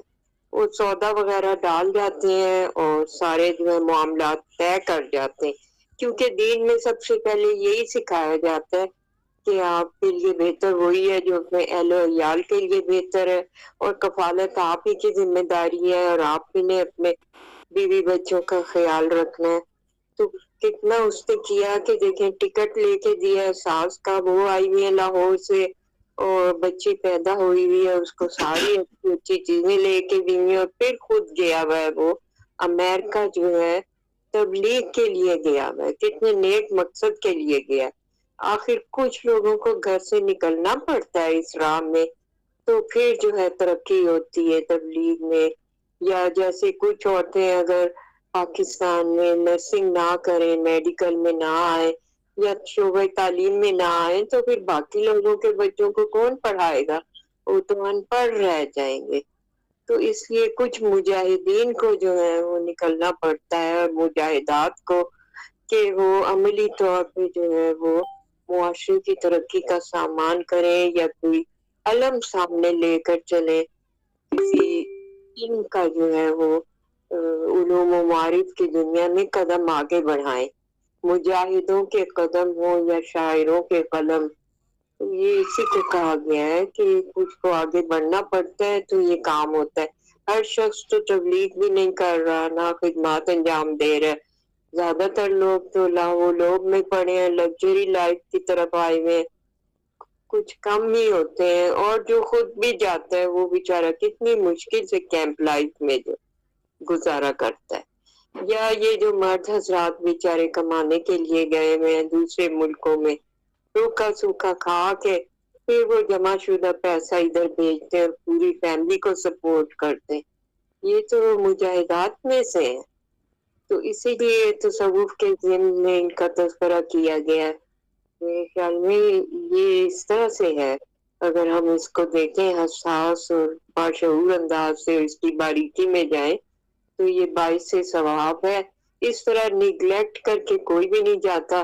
कोई बेसब्रा ये होता है जो कह रहा होता है कि मुझे निगलेक्ट कर दिया जाए, तवज्जो का तालिब। तो ऐसा नहीं, ताउन करना चाहिए ताकि ये सिलसिले आगे बढ़े। शुक्रिया। प्रिया जी, आगे बढ़ते हैं और इस प्रोग्राम के मुंतजिम डॉक्टर यासर हुसैन सत्ती अलखैरी साहब से दरखास्त है वो अपनी बात रखें। जी मीर साहब, बहुत शुक्रिया जी वक्त देने का। डॉक्टर कामरान शेख साहब ने बड़े ही खूबसूरत अंदाज के साथ जी आज का ये मकाला पेश किया जनाब सुफियान सौरी रहमतुल्लाह अलैह के ऊपर, जो तबाइन में से हैं। और एक बात जो हम कॉलेज के ज़माने में थे, आज मुझे फिर याद आई, प्रोफेसर हबीबुल्लाह चिश्ती साहब ने एक वाक़या हमें सुनाया था सुफियान सौरी रहमतुल्लाह अलैह के हवाले से, कि एक दफ़ा आप अल्लाह की बारगाह में इस हद तक सुन्नत पे अमल करने वाले और शरीयत के पाबंद थे कि एक दफ़ा मस्जिद से आपका जो है वो बाएं पाँव के बजाय दायां पाँव पहले निकल गया, तो गैब से आवाज़ आई शोर, तो बैल की निस्बत दी गई, तो उसके बाद आपने अपने नाम के साथ ही रख लिया। और ये तसव्वुफ़ हदीस इन चीज़ों में तो थोड़े थे, लेकिन फ़िक़्ह में भी इमाम सुफियान सौरी रहमतुल्लाह अलैह का अपना एक फ़लसफ़ा फ़िक़्ह का था, स्कूल ऑफ थाट था। जिस तरह हनफी अम्बली मालकी हैं, इस तरह सौरी फ़िक़्ह भी थी, लेकिन वो उनके शागिर्द या इतना आगे फैल फूल ना सकी। लेकिन बहरहाल ये फ़िक़्ह में इनका एक बड़ा मुकाम था। लेकिन ये जो शोर वाला वाक़या, बैल वाला वाक़या है, ये मुझे किसी मुस्नद किताब में मिला नहीं है। ज़्यादातर जो डॉक्टर फ़रीद ख़ान साहब ने उनका शजरा पढ़ा है, पेश किया है कि ये शोर ख़ानदान था, इनके कोई जद्द अमजद में पीछे शोर था, उसकी वजह से ही शोरी हुए। बहरहाल सूफियाना निस्बत से वो वाक़या था, तो मैंने आप सब के साथ इसलिए शेयर किया कि आप सब अहले इल्म और अहले तहकीक लोग हैं, तो बात से बात आगे निकलती है और फिर नई राहें निकलती हैं। और फिर दरमियान में ये जो बात मजाक की गई, और उर्दू अदब में बड़ा हुस्न पाया जाता है। मजाक और मज़ाह दो अलग अलग चीज़ें हैं। इसमें डॉक्टर खाकवानी साहब भी बताएंगे अरबी में हदीसों के हवाले से भी। मेरे ख़्याल में या तफ़हीम के मुताबिक मजाक किसी का उड़ाया जाता है और मजाक वो होता है जो किसी को खुश करने के लिए किया जाता है। जिस तरह आप सब ने सीरत नबी सल्लल्लाहु अलैहि वसल्लम के वो मशहूर वाक़यात समझे सुने होंगे कि हुज़ूर अलैहिस्सलाम ने मज़ाक फरमाया एक बूढ़ी औरत से कि कोई भी बूढ़ी औरत जन्नत में नहीं जाएगी, तो वो रोने लग गई। तो फिर फरमाया कि औरत जाएगी तो सही, लेकिन सब जवान जाएंगे जन्नत में। तो ऊँट मांगने आई तो फरमाया सवारी के लिए तो ऊँट का बच्चा दूंगा। ये कुछ ऐसे मज़ाक थे जो सच्ची चीज़ें थी, लेकिन आप ये कहें कि खुशतबी के लिए ये बातें की गई। लेकिन किसी का मजाक उड़ाना जो है ये एक अलग बात है, और वो किसी और का तज़किरा गीबत में किया जाए तो मेरे ख़्याल में शायद उस तरफ इशारा था। ये भी एक बड़ा लतीफ़ नुक्ता है, गहरा नुक्ता। हमें इस पर फिर कभी इस पर इंशाअल्लाह गुफ्तगू भी करेंगे। तो आज बड़ा अच्छा लगा कि सुफियान सौरी रहमतुल्लाह अलैह के हवाले से डॉक्टर कामरान साहब ने ये खूबसूरत नशिस्त हमें अता फ़रमाई। ये इसी तरह चलती रहेंगी, राहें नई खुलती रहेंगी इंशाअल्लाह, और हम ये खैर के कलमात सुनते रहेंगे। मजाक के हवाले से ही जो हज़रत अली करमुल्लाह वजहुल करीम के हवाले से एक बात ये भी तारीख़ में लिखी हुई है, मुहक्किकीन है आप सब, इसलिए आपके सामने ये बातें कही जाती हैं कि हज़रत उमर फ़ारूक रज़ी अल्लाह ताला अन्हु जब आपको उसने ज़ख्मी कर दिया और शहादत करीब हो गई, तो आप बड़े परेशान दिखाई दिए कि मैं अपने बाद ये खिलाफत की ज़िम्मेदारी किसको दूंगा।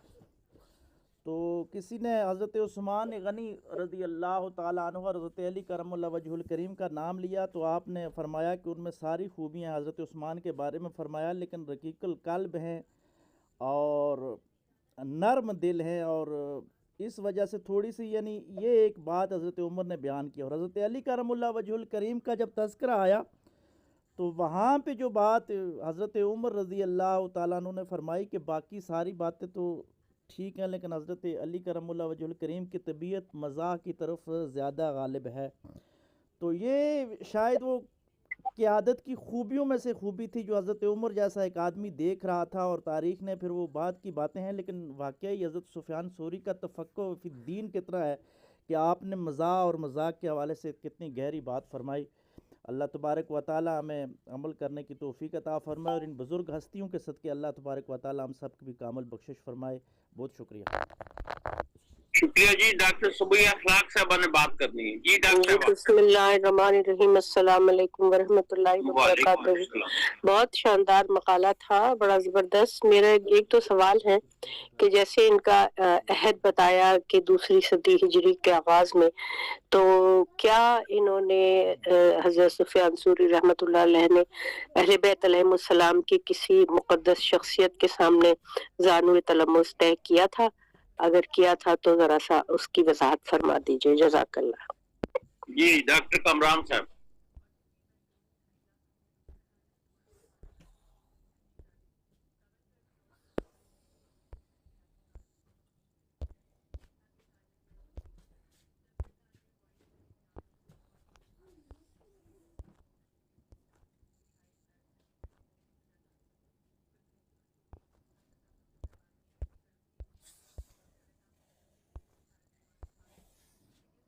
جی آواز نہیں آ رہی۔ جی ڈاکٹر کامران صاحب آپ۔ جی میں یہ کہہ رہا تھا کہ اس بارے میں لا علم ہوں، تو میرے علم میں نہیں ہے۔ اگر ڈاکٹر فرید خان صاحب کچھ اس میں اضافہ فرما دیں تو وہ بتا سکتے ہیں، کیونکہ میرا یہ میدان نہیں ہے۔ میں زیادہ تر سوانح عمری بہت کم پڑھتا ہوں لوگوں کی۔ زیادہ یہ ہوتا ہے کہ اس میں سے کرکس آف دا میسج، جو پیغام دیا جا رہا ہے، اس کو اخذ کیا جائے۔ جی ڈاکٹر فرید خان صاحب۔ جی ڈاکٹر فرید خان صاحب کی شاید آواز نہیں آ رہی، لیکن معاملہ یہ ہے کہ انہوں نے یہ زمانہ پایا ہے، اور یقیناً یہ اس میں سے کوئی بعید نہیں ہے کہ عالم اسلام کی اتنی بڑی ہستی ہے اور خانوادہ اہل بیت سے انہوں نے استفادہ نہ کیا ہو، ضرور کیا ہوگا، کیونکہ فقہ کے جتنے بھی اسکول آف تھاٹ ہیں ان کا جو مرکز و منبع ہے وہ امام جعفر الصادق رحمۃ اللہ علیہ ہیں، اور وہاں سے یہ پھوٹے ہیں۔ تو اس پہ مزید تحقیق کر کے ایک الگ مقالہ بھی پیش کیا جا سکتا ہے، کیونکہ آج کا جو مقالہ ان کے فرمودات کے حوالے سے ہے، لیکن میرا تو اس بات پہ یعنی میں نے کہیں اس پہ ریسرچ تو نہیں کی، لیکن میرا ایمان وجدان اور یقین کہتا ہے کہ عالم اسلام کا کوئی بھی اس صدی کا کوئی بھی عالم گزرا ہو، فقی گزرا ہو، متصوف گزرا ہو، کوئی بھی گزرا ہو، تو خانوادہ اہل بیت سے بالواسطہ یا بلا واسطہ ضرور زانو تلمس کر کے یہ آگے بڑھا ہے اور اسلام میں آگے آیا ہے۔ بہت شکریہ جی۔ ٹھیک ہو گیا جی۔ اب آخری تارا اقبال صاحب آپ گفتگو فرمائیے۔ تارا اقبال صاحب آپ تک آواز پہنچ رہی ہے؟ جی ڈاکٹر ساجد خفانی صاحب۔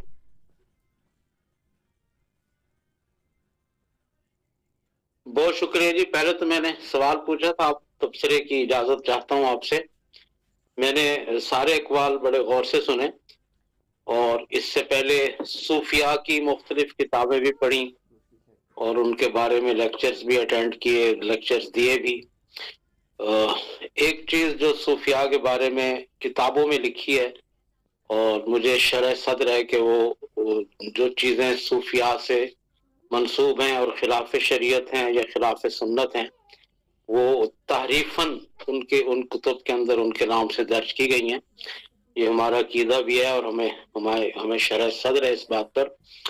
میرا خیال تھا کہ جب حضرت سفیان ثوری رحمۃ اللہ علیہ کے بارے میں باتیں آئیں گی تو ممکن ہے ان میں بھی کچھ ایسی باتیں آ جائیں جو قابل گرفت ہوں، جو تحریفاً درج کی گئی ہوں۔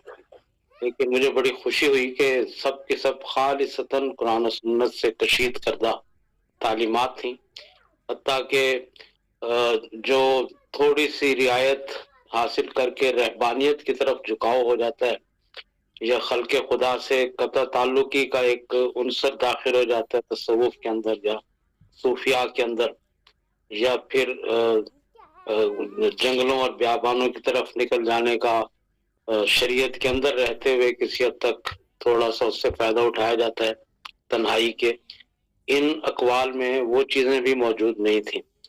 और बिल्कुल इस्लाम का जो एक मुआशरती निज़ाम है कि पहले पेट है, क्योंकि बच्चा पैदा होता है तो भूखे का पेट भरो, निकाह किया है तो भूखे का पेट भरो, और कोई रोजा तोड़ दिया है, कसम तोड़ दिया है तो इतने और इतने भूखों का पेट भरो, और अगर किसी के घर कोई फौत हो गया तो उनके भी पेट का पहले फिक्र करो, और जितनी पेशीनगोई आप सल्लम की हैं वो भी सब के सब पेट भरे जाने से ताल्लुक रखती हैं।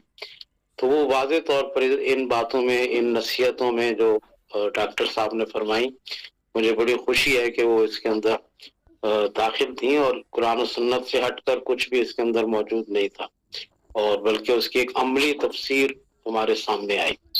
और एक छोटी सी बात और करना चाहूंगा कि हजरत सुफियान सौरी रहमतुल्लाह अलैह के से मंसूब एक फिकी मसलक मौजूद था, और वो अब मौजूद नहीं है। कोई 11-12 मसालिक मौजूद थे जो तारीख में चलते रहे कुछ अर्सा तक, लेकिन फिर अब 5 मसालिक मौजूद हैं, बाकी मादूम हो गए।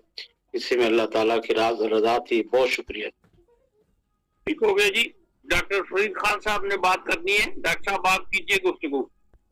जी बहुत शुक्रिया किबला अमीर साहब मौका देने का दोबारा। और बात ये, मैं वो किताब का वादा किया था, डॉक्टर कामरान को भी मैंने भिजवा दी है, डॉक्टर नईम कुरैशी को भी एक सारी किताबें मिल गई हैं, ग्रुप भी मैंने डाल दी है जो इन बातों का हवाला जहाँ से लिया गया है और चीज जहाँ से है। और उस किताब में मैम सबिया का भी जवाब यकीनन दर्ज भी है, मिल भी जाएगा इनको, और खैरियत से सिलसिला ये चलता रहे। तो बहुत खूबसूरत प्रोग्राम, इसको आगे लेके इसी तरह चलिए जी। मोहम्मद इस्हाक मंसूरी साहब आप गुफ्तगू फरमाएं और वीडियो बंद फरमा दें मेहरबानी फरमाकर।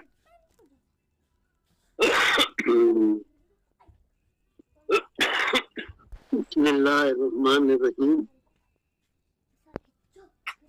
असल में ये मोबाइल और नेट के इस्तेमाल में बहुत ही मुब्तदी हूँ, तो मुझसे अक्सर बेशतर इस किस्म की अगलात हो जाती हैं, अख्ता हो जाती हैं, इसके लिए मैं माजरत खा हूँ। आज का जो मौजू है उसके हवाले से बड़ी खूबसूरत और बड़ी मुतवाज़िन और अहम बात मोहतरम जनाब प्रोफेसर डॉक्टर साजिद खाकवानी साहब ने रखी है, और हजरत सुफियान सौरी रहमहुल्लाह के हवाले से जितनी बात मैं सुन सका वो बहुत ही कीमती मोती थे, जवाहरात थे, जिनसे हमें अपने दामन को भर लेना चाहिए। तसव्वुफ और शरीयत के हवाले से एक जामे हदीस है जिसको हदीस जिब्राइल कहा जाता है कि एक मर्तबा नबी करीम सल्लल्लाहु अलैहि वसल्लम मस्जिद नबवी में तशरीफ फरमाते, एक शख्स आपके सामने आकर दो जानू होके बैठ गया और उसने नबी करीम सल्लल्लाहु अलैहि वसल्लम से पूछा कि मुझे बताइए कि मल एहसान, कि अल्लाह के रसूल सल्लल्लाहु अलैहि वसल्लम एहसान किस चीज का नाम है, एहसान किसे कहते हैं? तो नबी करीम सल्लल्लाहु अलैहि वसल्लम ने उसके जवाब में फरमाया, अंताबुदल्लाह कअन्नका तराहु फ़इन लम तकुन तराहु फ़इन्नहु यराक। के असल में हमारे यहाँ उर्दू और पंजाबी में तो एहसान एक अलग ही माना में इस्तेमाल होता है। अरबी में एहसान निकला है हुस्न से, कि किसी चीज के अंदर हुस्न पैदा कर दिया जाए, खूबी पैदा कर दी जाए। तो शरीयत और दीन के अहकाम के अंदर अगर हुस्न पैदा कर दिया जाए उसको एहसान कहा गया है। तो उसकी एक मिसाल दी गई इबादत की कि अंताबुदल्लाह कान्नका तराहु। एहसान ये है कि तुम अल्लाह तबारक व तआला की इस तरह से इबादत करो गोया कि तुम अल्लाह को देख रहे हो। कान्नका तराहु, कि तुम खुद अल्लाह को देख रहे हो। फ़इल्लम तकुन तराहु, और अगर ये कैफियत तुम्हें हासिल नहीं होती है, फ़इन्नहु यराक, تو یہ سمجھو کہ اللہ تبارک و تعالیٰ تمہیں دیکھ رہے ہیں۔ یہ دراصل شریعت میں یعنی طریقت، شریعت اور تصوف، ان تمام چیزوں کی وضاحت اس حدیث میں ہو جاتی ہے کہ شریعت میں جو عبادات مطلوب ہیں، اس کا جو حسن مطلوب ہے، اس کا جو یعنی عروج اور کمال، درجہ کمال جو مطلوب ہے، وہ ہے کہ انسان اس طرح سے اللہ کی عبادت کرے کہ گویا وہ اللہ کو دیکھتا ہے۔ تو جس چیز کو اس حدیث کے اندر احسان کہا گیا ہے، دراصل یہی تصوف کی حقیقت ہے کہ اعمال کے اندر یعنی آدمی زندگی اس طرح سے گزارے کہ جو شریعت کو مطلوب ہے، جو اس کا درجہ کمال ہے، اس درجہ کمال کے مطابق اس کی زندگی کے تمام اعمال ہوں۔ وہ کپڑا اسی طرح سے پہنے، وہ کھانا اسی طرح سے کھائے، اس کی رات بھی اسی طرح سے گزرے اور دن بھی اسی طرح سے گزرے، اس کے تمام اعمال کے اندر وہ رنگ ہمیں نظر آئے، صبغۃ اللہ ومن احسن من اللہ صبغہ، کہ اللہ کا رنگ اس کے اندر نظر آتا ہو۔ تو صوفیاء کرام دراصل وہ اپنی زندگی کے اندر یہی احسان پیدا کرنے کی کوشش کیا کرتے تھے اور اسی مشن کو لے کر وہ آگے چلتے تھے۔ اس کا نام جو ہے بعد میں تصوف پڑ گیا، اور تصوف بھی صفا سے نکلا ہے کہ یہ انسان جو ہے وہ اپنی صفائی کرے، اپنے آپ کو پاک کرے، صاف کرے۔ اور دوسری طرف یہ کہا جاتا ہے کہ بھئی یہ صوف سے نکلا ہے کہ انسان جو ہے وہ موٹے کپڑے پہن لے، سادہ سے کپڑے پہن لے، سادگی کے ساتھ زندگی گزارے۔ تو یہ چند باتیں میں آپ کے سامنے رکھنا چاہتا تھا۔ تو آج کل میں مصروف ہوتا ہوں اور میری آنکھوں کے آپریشن کی وجہ سے موبائل کا استعمال بھی کم کرتا ہوں، لیکن آج میں ایک میٹنگ میں گیا ہوا تھا، وہاں سے واپس آیا، میں نے یہ دیکھا کہ آپ کی میٹنگ کا ٹائم ہو رہا ہے۔ میں نے کہا یہ بڑا ہی اللہ تبارک و تعالیٰ نے بہترین موقع فراہم کیا ہے کہ میں آپ کی اس میٹنگ کو جوائن کر لوں۔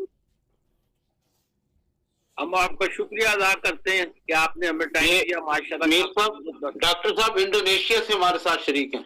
جی جی، انڈونیشیا، ملائیشیا سے۔ ملائیشیا جی، ہم اختتام تک اب پہنچ چکے ہیں، سوال جواب دفتر ہو گئے، اور جن صاحبان کو صدارت کے لیے کہا تھا وہ کسی وجہ سے کوئی مسئلہ ہو گیا نہیں ہے، تو میں پھر صدارتی خطبے کے لیے اس پروگرام کے منتظم محترم جناب ڈاکٹر یاسر حسین ستی صاحب سے درخواست کرتا ہوں کہ صدارتی خطبے کے چند الفاظ اور بعد میں اب معزز حضرات اور معزز خواتین کا شکریہ بھی ادا فرما دیں۔ ڈاکٹر یاسر حسین ستی الخیری صاحب۔ جی بہت شکریہ جی۔ ارے بس ایسی کوئی پروگرام ہے دینی سن رہا ہوں میں۔ ارے بھائی تم لوگ اس چیز میں گلے مت پڑ جایا کرو، میں تھوڑا کہہ دیا تم لوگ، اوور آل میں دیکھ رہا ہوں نا، کر رہا ہوں نا، فالو کر رہا ہوں میں آپ ہر وقت تم ایک چیز کے پیچھے اشراق منصوری صاحب مائک بند کر دیجیے، ڈسٹربنس ہو رہی ہے، مائک آپ کہاں ہے؟ جی ڈاکٹر یاسر حسین ستی ماشاءاللہ بڑے خوبصورت انداز کے ساتھ سجا، اور میں ڈاکٹر کامران اصغر صاحب کا ایک دفعہ پھر مشکور ہوں کہ آپ نے بڑے ہی احسن انداز کے ساتھ ہمیں یہ امام سفیان ثوری رحمۃ اللہ علیہ کے حوالے سے گفتگو آپ نے فرمائی، اور اس میں زیادہ تر آپ نے علمی انداز کو اپنایا، اور ان کا جو آپ یوں کہہ سکتے ہیں کہ کسی شخصیت کا جو فروٹفل تھاٹس ہوتے ہیں وہ انہوں نے ہمارے سامنے لائے، ورنہ خاکوانی صاحب کی بات سے میں اکثر 100% اتفاق کرتا ہوں اس معاملے میں کہ کشف و کرامات یا کچھ ایسی چیزیں ہیں جو کہیں باہر سے ان کی کتابوں میں ڈال دی گئی ہوتی ہیں تو وہ لا دی جاتی ہیں، لیکن انہوں نے بڑا ہی یعنی ستھرا اور کھرا سودا لے کے آئے، اور حقیقی معنوں میں جس طرح منصوری صاحب تصوف کی تعریف فرما رہے تھے، یہ اس تعریف پہ پورا اترے۔ اللہ تبارک و تعالیٰ ان کو مزید برکتیں عطا فرمائے، اور ہمیں بھی اسی طرح اخلاص کے ساتھ دین سمجھنے کی توفیق عطا فرمائے۔ بسم اللہ الرحمن الرحیم، ایاک نعبد و ایاک نستعین۔ کو اختتام کی طرف لے کے جاتا ہوں، اور سب حضرات اور خواتین کا شکریہ ادا کرتا ہوں جو اس پروگرام میں شامل ہوئے، اور امید کرتے ہیں کہ اگلی جمعرات کو پھر کسی نئے موضوع کے ساتھ حاضر ہوں گے۔ جلد انشاءاللہ ڈاکٹر شناز ظہیر صاحب کا ایک مقالہ آئے گا۔